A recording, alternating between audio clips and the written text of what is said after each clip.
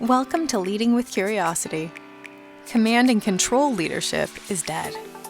We interview leaders, entrepreneurs, and executive coaches challenging old paradigms and fostering cutting-edge leadership. Here's your host, certified executive coach, Nate Leslie.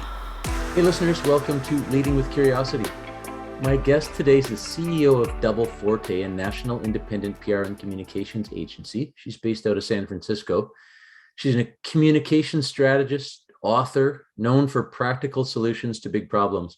I really got a kick out of this conversation today. We talked about leading in a different generation, about culture and navigating the new modern workplace. And then we got into some great stuff about the Boomerang Principle, that people absolutely will leave your organization.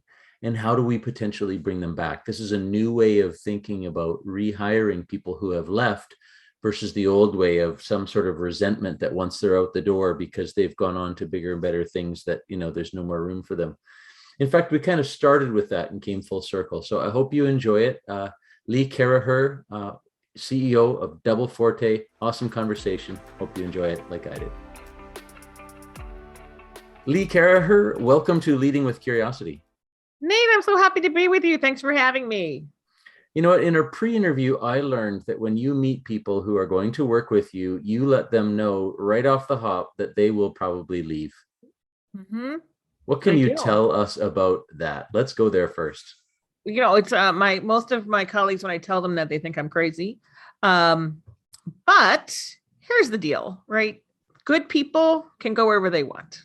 Mm. And there are very few companies that you can imagine being able to hold a person in their career today through all the evolution that we imagine that we'll have. And particularly the younger you are, the more careers you think you're going to have in your lifetime. So it's I don't know a company that could hold everybody. So I don't pretend that Double Forte, we're a relatively small firm, can hold anyone that we want to have on our team forever. So I just tell them that. I say, I know you're going to leave. I hope you don't leave. I hope you're here forever, but I know you're going to leave. And let's just get it off the table, because here's how people stay here. People stay here because they find something that's really valuable to them. And they work with us. They tell us what they want to do in their career. And if something changes in what they want to do, we help them do it in the construct of our company. But if you want to be a nurse, you can't do it at Double Forte. And we've had several people leave to go into totally different careers. That doesn't mean you shouldn't tell us, because maybe we can accommodate that while you go do it. Because the longer we can keep people in the company, the better it is for the company. But it doesn't mean that we can be we don't have the hubris to understand that we could keep everybody in their different interests over time.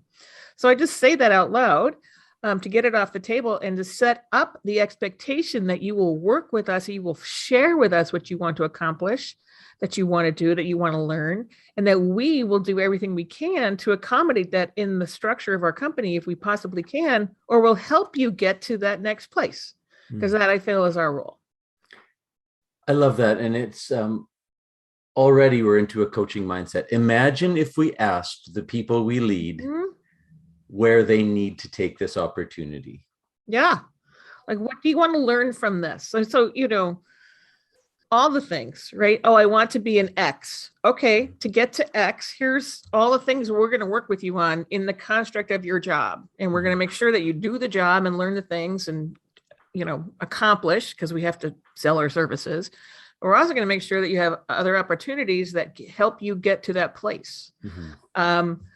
Because frankly, if you don't have a person who is on a path, you don't have a lot of value in the entity, right? And there's a lot of vagary there, but people who are self-aware are better employees than who are not. And our expectation is that you are an adult. And no matter what your age, you could be 90 and we want you to be an adult, and that you'll work with us and you work with yourself on who you want to be.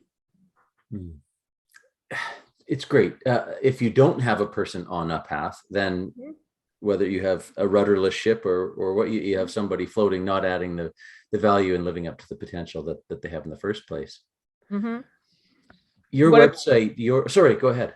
You mean what happens when that happens? They get a purpose pretty quick. Okay. Because we put them on a path, right? If they don't know, like we put them on a path and then they figure it out. Yeah. Yeah. When I went to your website, the first thing that jumped right off the screen was your values. Tell me a bit about declaring your values so above the fold, so close to the front and center of everything that you're doing. I think just like people, companies have values that, and what their values tell you is what the behavior is that you will tolerate, that you expect, and also who you will serve and how you will serve them. So our values tell our potential employees what we expect and what we value and what you can expect from us. And they also tell our potential clients what to expect from us in terms of how we will serve them and who we will serve.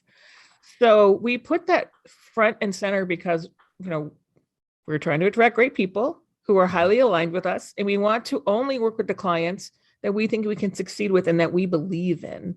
So the values that's the beginning of everything. Like, what do you stand for?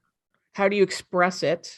Because you could have, I really dislike the value of excellence because it's so ambiguous. So we work pretty hard on articulating what our values mean to us. Like, what does we are a team mean specifically? And then we actually measure against it. But right up front, you're going to know who we are. Does it make sense that you should even talk to us as a client or a potential employee?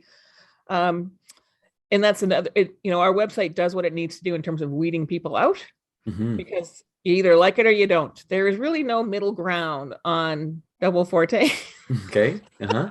From when you go to the website, either you're turned on by it or turned off by it. There's really nothing gray in the middle. Yeah. You use the words behavior and tolerate. And I know you've done a lot of work, including authoring a couple of books on workplace culture. The day I heard that culture is determined by the worst behavior that the leader tolerates. Absolutely. Captured me in this understanding of not only what we're striving to be, but declaring what we're not and then living up to that. I see your head nodding. What would you like to add to that? Well, it's hard, right? We have these ideals of who we are.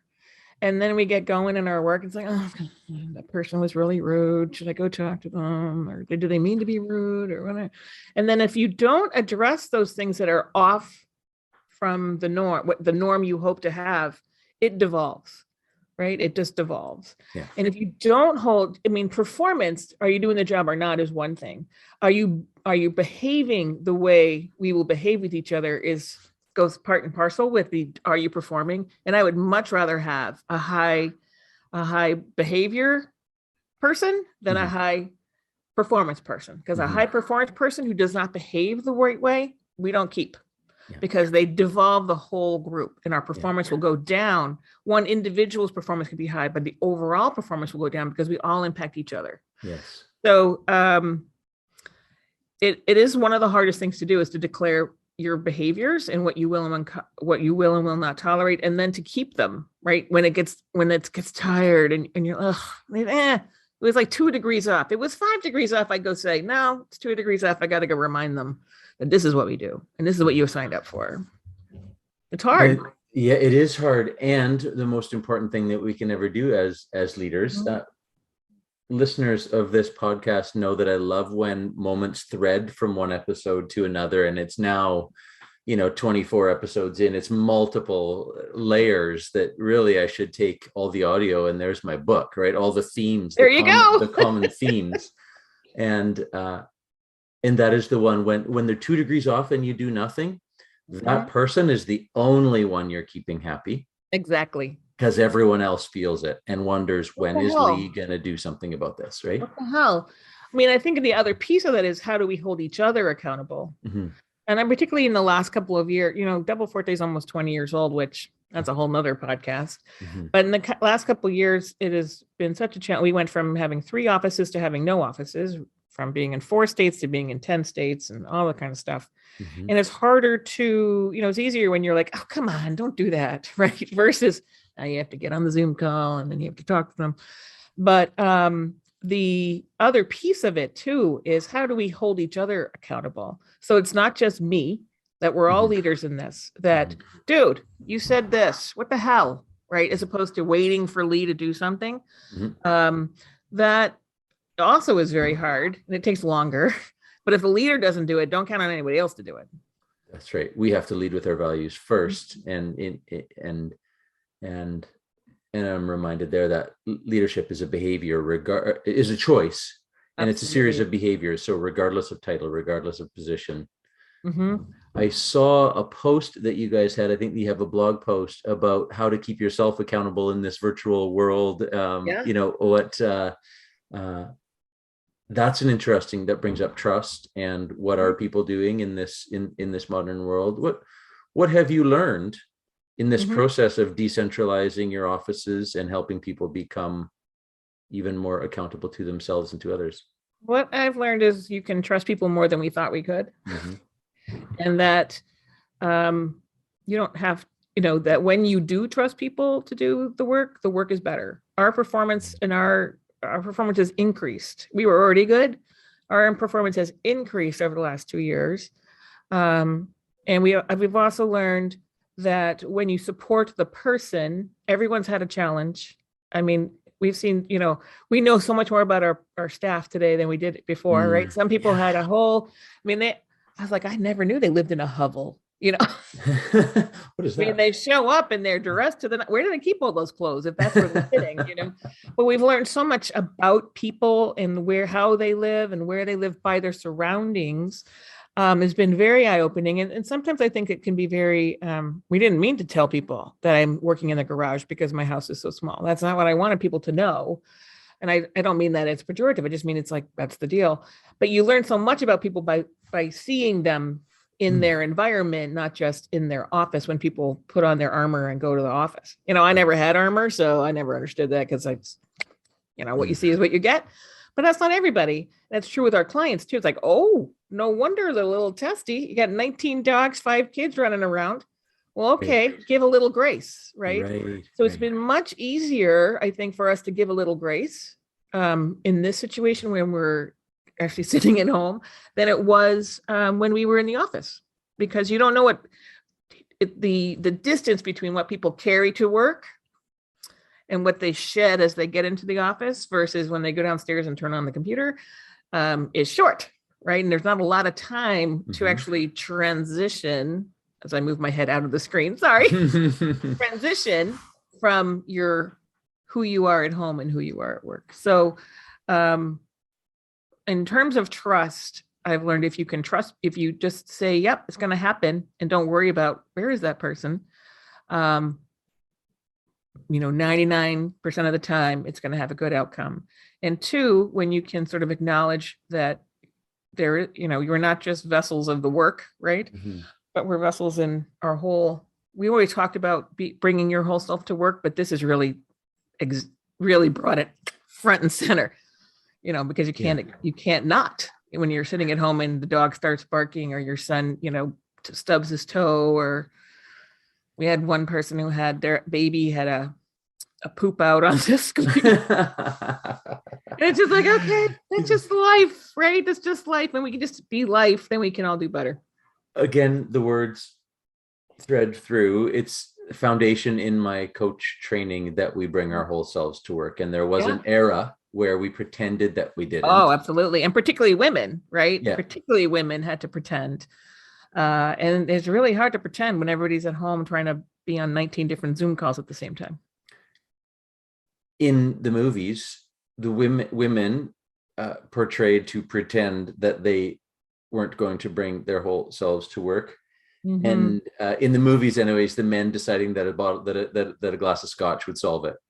There's this transition from work to scotch to dinner's ready. It's such a it's been such a humanizing experience. And if I could gender stereotype for 30 more seconds, mine is more open to talking about self and personal challenges. This is anecdotal evidence as I explore with clients or tell friends what I do now in this career, my third career. Suddenly, given the platform an opportunity to share and open up a little bit, it's it's happening. Well, it's interesting. It's happening because of what we've all been through. And I suddenly, since just before the pandemic, developed some skills to actually ask those friends of mine how it's going, You have to, it doesn't come naturally, right? Yeah. Because there is still that barrier of employee versus best friend. Yeah. And some people need to learn how to share professionally in a way that doesn't, some people overshare. Like I did not need to know, I mean, and you have to help people find that boundary. The boundary is definitely further than it was, but what is appropriate and what isn't, and what helps you and what doesn't in terms of sharing. And are you oversharing to the rest of the group and everyone's not sharing the same way? And, giving people the expectation to share versus the opportunity to share are two different things. Yeah. So, and not having one person or several people just fill the space with and then I went to the bathroom and then I couldn't find the toilet paper. So I had Dean just roll it in there. We don't need to know. We don't need to know that. It's back to values and expectations. What do we tolerate and what do we not? And do I deserve to be disappointed when you cross the line? Or have I been crystal clear? Have we been crystal clear in identifying what's appropriate and what? And sometimes you don't know because we're pretty, expectations that they don't mean anything if you don't say them out loud, right? The worst thing you can say at Double Forte is should. Because tell me more about that. Should? Like, what do you mean you should know? Like, what did you tell them? Did you tell them it was 5 o'clock at PST? You should know this. Well, how come they should know this? Did you tell them?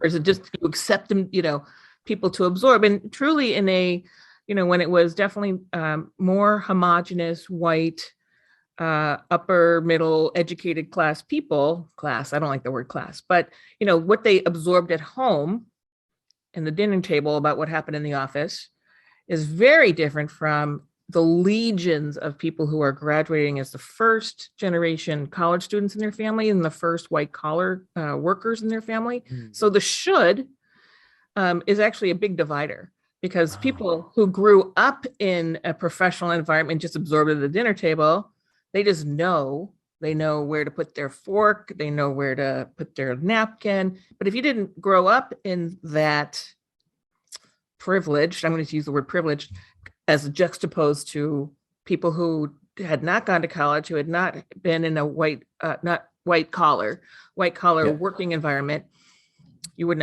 just wouldn't have known because you wouldn't have been exposed to it.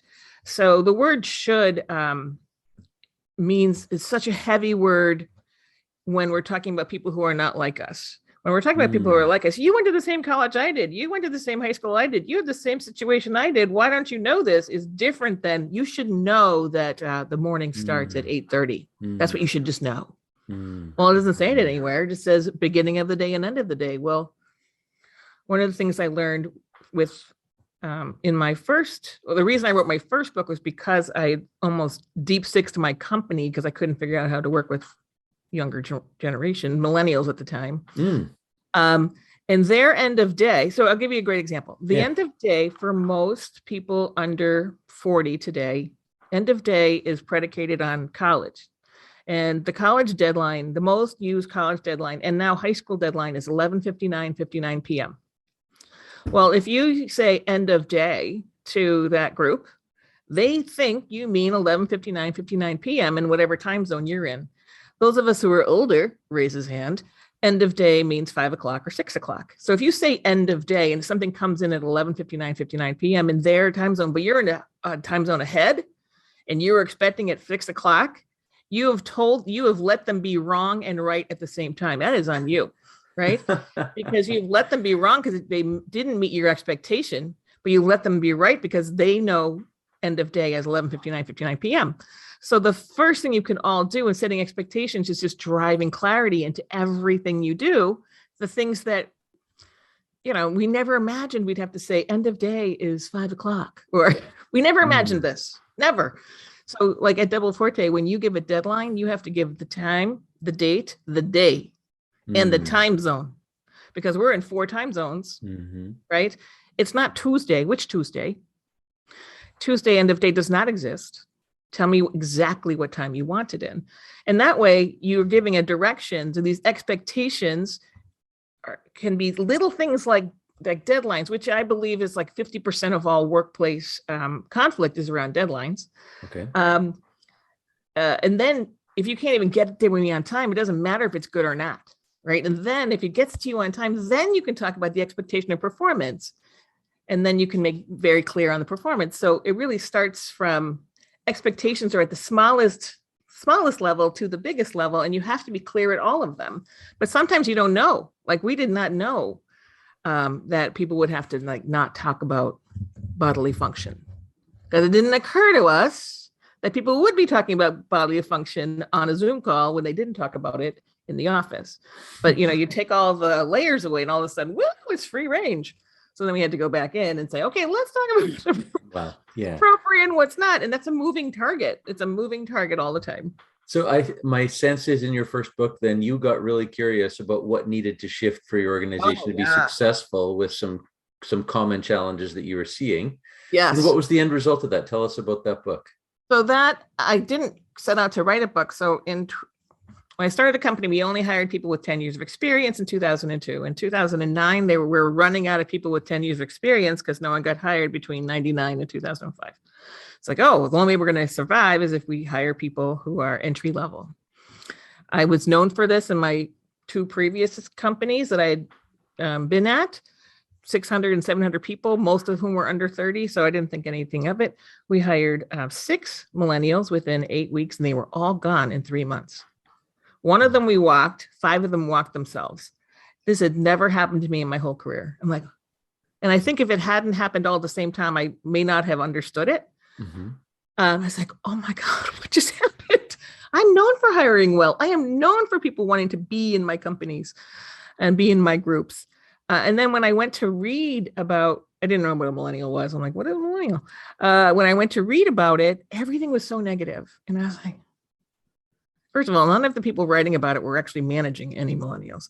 Second of all, it was all negative. And how can 80 million people as a group be entitled? It's statistically impossible. Mm-hmm. So I started doing my own research. I was like, I don't care about what everyone else says. I'm going to go find out myself. And it was through a lot of, a lot of reading, but a lot of interviewing, a lot of resetting the questions, a lot of all this stuff. Mm-hmm. And what came out of that work was, oh, end of day. Who knew? I didn't know that. Right. Or you told me end of day and I got it to you at the end of day, Lee. I'm like, you didn't. Or you gave me I said, please give me the draft by a certain time, whatever it was. And I probably said tomorrow at that time instead of tomorrow, Tuesday at 3 p.m. Pacific. They sent me a Google link. Like, this is not a draft. A draft is a Word document that is clean. A Google link is not a draft. And if I click on a Google link and there are 9 people in there in different colors, this is not a draft that the president of the company would look at. Mm. This is how they worked. This was their norm. Mm-hmm. I had no idea what the norm was. No clue what the norm was for this generation. So then I had to say, please send me a Word document. Of course, that just made me a dinosaur. And then it was, please send me the Google draft. It needs to be no edits on the site. Nothing. Mm. Right. But, those things that were norms in education made it into the workplace. So I learned by asking, learned by doing, learned by willing to be wrong, right? You got to be willing. If you're curious, you have to be willing to be wrong. Yes. And then I didn't think I just focused on my company, but then my clients were having the same problems that I had. And they asked me for help. And then I started advising. They're like, please write a book. I'm like, no one's going to read that book. And then a publisher came to me and said, please read. They heard me speak about something. And they're like, can you just write that book for us? I was like, really? Like, don't I have to do a proposal? No. Can you get it done in 3 months? I'm like, yeah, it's just our handbook. Sure, I can do it. But it was those things that what I tried hard to do. And it was so humbling. It was so humbling to ask these questions and to know that I had given a direction that was wrong and right at the same time. Yeah.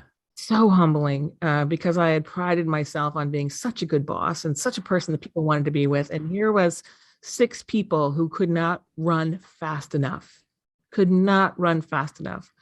So that was the outcome. That was the outcome. And that really helped us.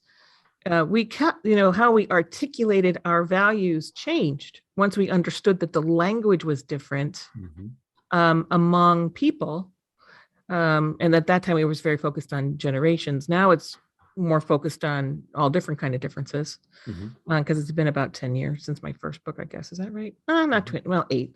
And you got to be willing to be wrong. And you got to, when something doesn't go the way you expect it, it's like, okay, how did that happen? What did I do? Did I do something wrong? No, it was them. Or no, it was both of us. Or it was me, right? Be willing to evaluate and not just blame. Yeah. Very hard. It's very messy. That's a really unique angle at what is the gap? What is the communication gap here that is proving to be a generational thing at the time? If someone wants to learn a little more, where might they find that book? Well, you could find it on any online thing, starting, rhyming with Wamazon, or Nooks and Nables. Also in bookstores, it's called that first book is called Millennials and Management. You can just Google it. And my second book is called The Boomerang Principle, which is about, I believe that those companies that encourage people to return to companies that they've left have a strategic advantage over those that don't. That is also available there. Or you can go to my website and it's all there too, leecaraher.com. Thanks, Lee. The Boomerang Principle, that's an interesting segue to maybe our final portion of our conversation. Just speaking with a leader of a very large national organization the other day about how can we thrive in a culture, this idea that they will leave, and what can we offer, what value can we offer that we might catch them on the way back in the next stage of their career. So I would love to hear more from you about that. Well, the first thing they can do is stay in relationship with everybody who has left you. Stay in relationship. So I have a download I'm happy to send to you, Nate, that is how to start a corporate alumni program. How to do it.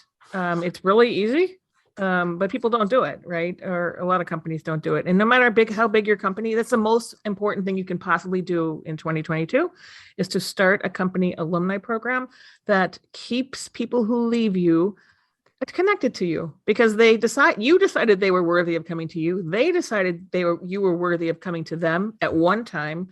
And there's nothing to say that you won't be aligned in that in the future. At Double Forte, we're a small company. We have 22 people, 20 years. We've rehired 17 people. We've rehired 4 people twice.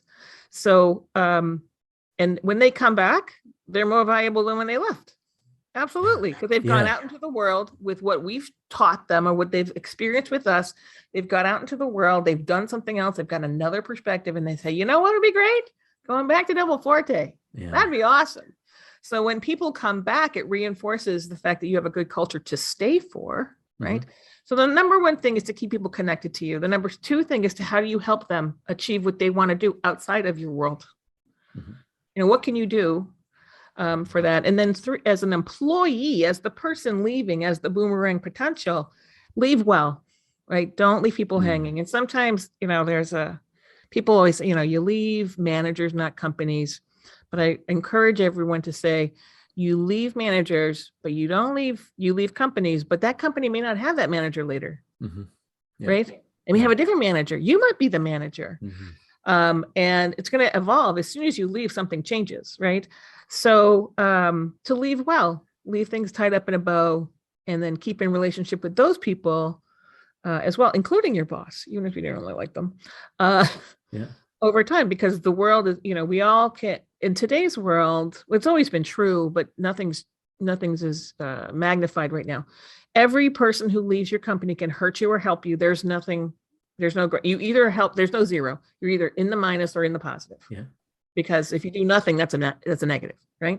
So you want people to be loyal, not to your company while they work for you, because you're paying them. That is not a loyal act. I pay you, you work, it's a transaction. Loyalty is when you're out for 3 years, 2 years, 10 years, and you're like, who would be good for you? Double Forte. That's a loyal act. They go out of their way to say, hey, Lee, I want you to meet Nate. Nate would be awesome on your your Vancouver team. let me introduce you. That is a loyal act. Yeah. There's no, Yeah. they don't expect any money from it. They just know you're in touch with that person. I'm in touch with you, Nate, and you know what we're doing. And you're like, I met a guy last week. You need to know them. Yeah. Right. So that's the loyal act that inspires boomeranging, right? Yeah. Is that you're helping each other, or that you're out in the world and you're like, you work for a client and you're like, who would be good here? My former employee who's over at this company now, that person would be great here. Let me introduce you. That's, that doesn't, I don't have to do that. Yeah. I'm not getting paid for that, right? Yeah. But it's just the knowing what we know about our people helps us be valuable to them after they leave us, and helps them be valuable to us after they leave us. And and we think about having 4, 5, 6 careers. If you're 24, my son's 24. He's like, probably have 4, 5, 6, 10 careers, Mom. Yeah. I can't even imagine this, right? But I'm so much older. You don't know where those people are going to end up. It's a metaphor has come to me because in that second career as a youth sports coach, my greatest joy was when a child I had coached from a young age for many years then comes back to coach with me. Yeah. And so to think of if a generational gap or a younger hire is a theme that's been thread through this conversation today, that connected to leadership, it is our obligation to grow future leaders. Absolutely. Means those younger people that we hire, it is our obligation to add as much value to them as we can. They are the young athlete coming through the program. They go off and flourish for a while and learn a bunch of new things and come back to you having a strong foundation of what it is that you're up to, and can bring now not their 14-year-old perspective, but maybe their 22 or 23-year-old perspective back to that. That's really cool. If they are, and they're much more likely to be highly value aligned than a new person. Yeah. Right. And you can't you onboard old boomerangs differently than you on new employees, but you have to onboard them as intentionally. You can't just assume that they're just going to fit right in, because you have changed. Your company has changed once they left. Something changed. Someone got new, their roles were distributed. Someone else was doing those tasks. Right. But the alignment on values usually does not change. Right. But your values should stick. Yeah. Your values should stick. Maybe you articulate them differently from era to era in your company, but your values stick. And the more you can have people who are value aligned, the more successful you will be over time. And those people who return to you are usually value aligned. 99.99% of the time are value aligned. I'm thinking of 5 individuals right now who came back as coach instead of athlete because of the values. They want to be able to be a part of that thing that they loved as a child. Now as an adult, they want to be able to give that instead of a competitor with different values, for example. Exactly. Yeah. And so when you think about an alumni program, the things that are in there are, the easiest way to do it is not on LinkedIn, because LinkedIn, the rogue alumni programs on LinkedIn, they don't have as much privacy. They will. I mean, I think LinkedIn's going to catch up on this, but there are some big platforms that you can subscribe to, do a SaaS model up, but you really need at least 10,000 employees to do those. But the easiest way to do it really is on either an email or on a private Facebook group. And then you're sharing with them what you're developing. So in our development plans, we have a book club at Double Forte. Every month we send a book. We just share that book into the Facebook group. Like, here's what we're reading now. Nice. Here's why we're reading this book, or when our former employees do something great in the world, or just share with us where they are. We have a where are they now thing on that Facebook group. And it's small. They're not, again, small company.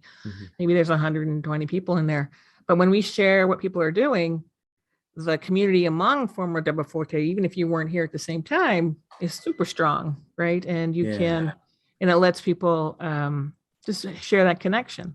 So there's lots of things you can do that's super easy. You just have to do it, right? And you have to do it with intention. And it has to be high enough in the organization that, so it's not just, the intern doing the posting. That right. Yeah. No, that's really helpful. I would love to get that PDF from you, and I will send it to listeners you. can go to nateleslie.ca and in the top right corner, search Lee Caraher in a few days from now, or hopefully by the time you're listening to this, and we'll make sure that we link to that I'll give that to you. in the show notes. Yeah, thank you. Absolutely. Lee, this has been a real pleasure. I loved exploring culture, generational differences, this idea of the Boomerang Principle and alumni programs. Listeners might even wonder what the heck does Lee's company do? This thing sounds awesome. Why don't you tell us a little bit about what Double Forte does and where people can find you? Double Forte is a public relations communications firm that we're independent, and we are national in scope in the United States and do some work in Canada. We have a couple partners in Canada because the language is just enough different. It's not the same, right? Mm-hmm. And we work with companies to help them achieve their goals through communication, either with their employees, their partners, their staff, their distribution, and their consumers or customers, public relations, social media, all that kind of stuff. You can find that at www.double-forte.com. And then you can find my books at www.leecaraher.com. A pleasure to speak with you, Lee. Thanks for your time. Nate, I've so enjoyed it. Thank you.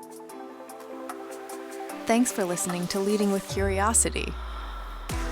Please share, follow, and rate the show so that other leaders can make positive change in the world. Connect with Nate at nateleslie.ca. And remember, the brain behaves very differently when encouraged to think rather than told to listen.